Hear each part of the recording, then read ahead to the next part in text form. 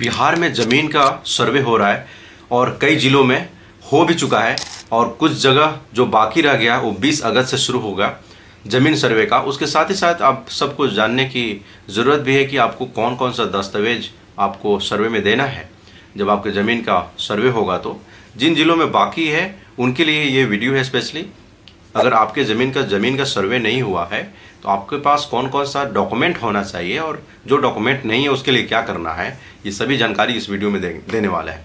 तो पहला नंबर आता है कि वंशावली का होना ज़रूरी है।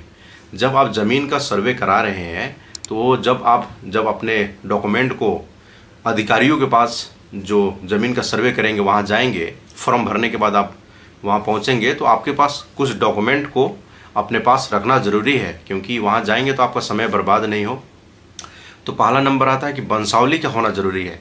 वंशावली से ये साबित हो सकता है कि आप किसके वंशज हैं, और जिसके वंशज हैं तो आपका उस ज़मीन में क्या शेयर है, ये सब क्लियर होता है वंशावली में। एक स्ट्रक्चर होता है, जिन लोगों को नहीं पता है वंशावली के बारे में उन लोगों को ये जानकारी, उनके लिए ये जानकारी है। दूसरी चीज़ की वंशावली का जो पेपर है वो कैसे बनेगा, उसमें कोई खर्च जो है नहीं लगता है। 10 रुपया चार्जेज है वंशावली बनाने के लिए, पहली बार आप बना रहे हैं तो। और वंशावली अगर आपने बनाया है, अगर कहीं खो गया है तो आप उसके लिए फिर आपको 100 रुपये चार्ज लगेंगे दूसरी बार वाले में। वंशावली बनाने के लिए आपको ये ऑनलाइन प्रक्रिया नहीं है।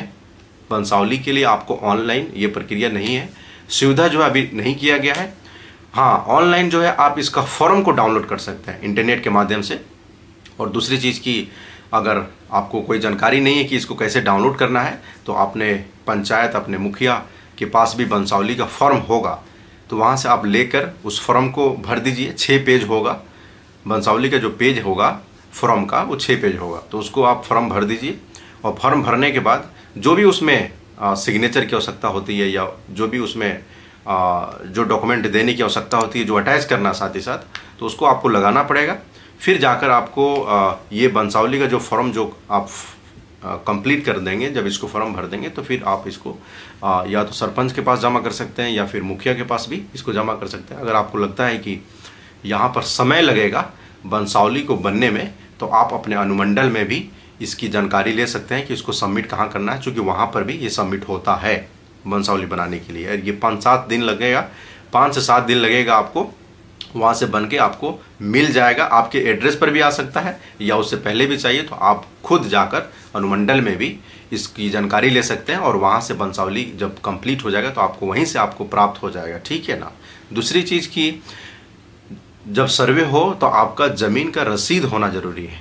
जमाबंदी जो रसीद होता है उसका होना आपके पास ज़रूरी है। अगर रसीद नहीं है, कहीं ज़मीन का रसीद खो गया है, तो आपको रजिस्ट्री ऑफिस जाकर वहाँ से आप रसीद निकलवा सकते हैं। कोई भी डॉक्यूमेंट नकल हो गया, कोई भी डॉक्यूमेंट अगर आपका खो गया है, कहीं मिल नहीं रहा है, कहीं भुला गया है, तो आप जाकर अपने रजिस्ट्री ऑफिस से जाकर, जहाँ ज़मीन लिखवाने के लिए आप जाते हैं या बेचने के लिए जाते हैं, रजिस्ट्री ऑफिस सबको पता है, तो वहाँ जाकर आप अपने जो भी डॉक्यूमेंट खो गया वहाँ पर एक फॉर्म भरकर जो भी रसीद चाहिए वहाँ से आपको मिल जाएगा। दूसरा नंबर पर आता है कि ज़मीन का नकल होना चाहिए, और साथ ही साथ आप जिसके वारिस हैं, ये तो क्लियर हो जाएगा वंशावली से, वो तो जमा करना ही है।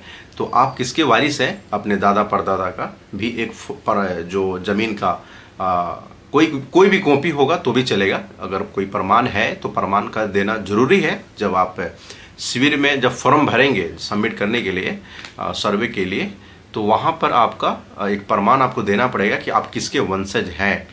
एक तो वंशावली से क्लियर होगा, अगर आपके पिताजी या आपके दादाजी जो हैं तो उनका कोई जन्म प्रमाण है, अगर कोई भी डॉक्यूमेंट है, कोई दस्तावेज है, तो उसको साथ में अटैच करना ज़रूरी है जब सर्वे होगा। तो साथ ही साथ आपके पास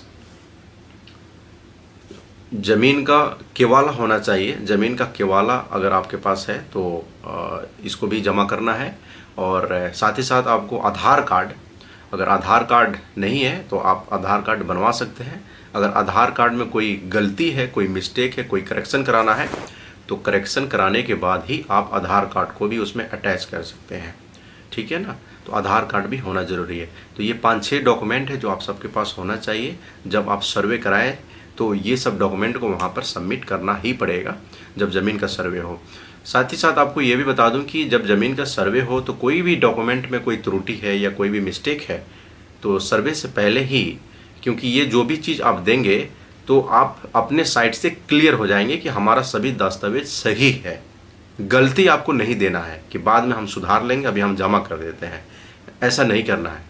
जो भी मिस्टेक है कोई डॉक्यूमेंट में या नकल में या जमाबंदी रसीद में, कोई भी किसी भी प्रकार का मिस्टेक है तो सबसे पहले आपको उसको सुधार करना है। सुधार करने के बाद ज़मीन का जब सर्वे होगा वहाँ जमा करना है। आप सबको बता दूं कि ये ज़मीन का सर्वे हो क्यों रहा है, जिन लोगों को नहीं पता है, चूँकि ये अच्छी बात है, ज़मीन का सर्वे हो रहा है तो ये सभी डॉक्यूमेंट जो भी दस्तावेज है ये ऑनलाइन उपलब्ध हो जाएगा, जिससे आप कहीं से भी इसको देख सकते हैं।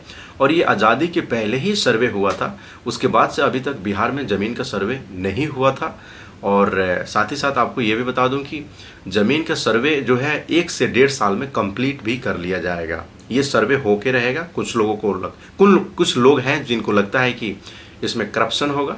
करप्शन से शिकायत अगर सर्वे के अधिकारी लोग करते हैं तो आप उसकी शिकायत कर सकते हैं। उसके लिए 3 चरण बनाया गया है सर्वे में ही। अगर आप किसी अधिकारी से खुश नहीं, आपको लगता है कि हमारी बात नहीं सुनी जा रही है, तो उसे बड़े अधिकारी के पास भी आप जमा कर सकते हैं। अगर आपको लगता है कि यहाँ से भी आप खुश नहीं हैं तो आप उनसे भी बड़े अधिकारी के पास जा सकते हैं। तो 3 श्रेणी बनाया गया उसके लिए। तो ये परेशानी की बात नहीं है कि ज़मीन के सर्वे हो रहा है और आपकी बात नहीं सुनी जा रही है। तो पूरा आपके पास अपॉर्चुनिटी है आगे बढ़ने के लिए और अपनी शिकायत को देने के लिए, अपनी समझ रहे हैं ना। तो ये सारी जानकारी जो है सर्वे में कंप्लीट कर ली जाएगी। और भी कोई आपके पास कोई सवाल हो, कोई पूछना है कोई दस्तावेज के बारे में। अच्छा, मैंने जैसे आपको बताया था कि ये सभी डॉक्यूमेंट को बंसावली वाले डॉक्यूमेंट, बंसावली बनाने के लिए स्पेशली, चूँकि शुरुआत तो वही हुआ था कि बंसावली का जो डॉक्यूमेंट है आपको अपने मुखिया के पास भी जमा कर सकते हैं। अगर आपको लगता है कि यहाँ पर जमा करने में लेट लगेगा या फिर बंसावली बनने में लेट लग सकता है तो आप अनुमंडल में भी जाकर इसकी जानकारी ले सकते हैं, वहाँ पर आप जमा कर सकते हैं। तो ये प्रक्रिया थी बंसावली की। जो भी डॉक्यूमेंट लगेगा मैंने आपको क्लियर कर दिया है। ये सब बनवा कर रखिए। 20 अगस्त से जो है ज़मीन का सर्वे शुरू हो जाएगा। अब सबसे बड़ा प्रश्न है कि ज़मीन का सर्वे जो है कहाँ पर होगा, कैसे होगा, कैसे जानकारी मिल पाएगी। इसकी जानकारी आपको आपके मुखिया, आपके सरपंच के माध्यम से ही मिलेगी, क्योंकि इसकी जो है एक कमेटी बनाई जाएगी। जीएम जो डीएम है आपका जिला का, जो मजिस्ट्रेट है, उसके साथ मीटिंग कराया जाएगा आपके ज़िले में। और जितने भी मुखिया सरपंच लोग हैं उनको बुलाकर उनके साथ मीटिंग होगी किस दिन को सर्वे का काम शुरू किया जाए, ठीक है ना। तो उनके माध्यम से आपको फिर जब ये डेट डिसाइड हो जाएगा, दिन तारीख सब डिसाइड हो जाएगा, तो आपको खबर मिल ही जाएगा। बाकी पेपर के माध्यम से आपके ज़िले में सब जानकारी तो मिलती ही रहेगी और हमारे माध्यम से भी, इस चैनल के माध्यम से भी आपको जानकारी तो मिलती रहेगी, है ना। फिर भी कोई आपके पास सवाल है तो आप कमेंट करके पूछ सकते हैं। कोई डॉक्यूमेंट से संबंधित हो या ज़मीन सर्वे से संबंधित हो, किसी भी प्रकार का आपके पास प्रश्न है तो आप हमसे पूछ सकते हैं। मिलते हैं अगले वीडियो में। हाँ, पहली बार आप ये वीडियो देख रहे हैं तो अगर आपको हेल्पफुल लगता है, ये लगता है कि ये वीडियो हमारे काम का है, तो अपने दोस्तों के पास भी शेयर कर सकते हैं इस वीडियो को। और साथ ही साथ इस वीडियो को ज़रूर आप लाइक करिएगा और अपने दोस्तों के पास भी शेयर करिए। जय हिंद।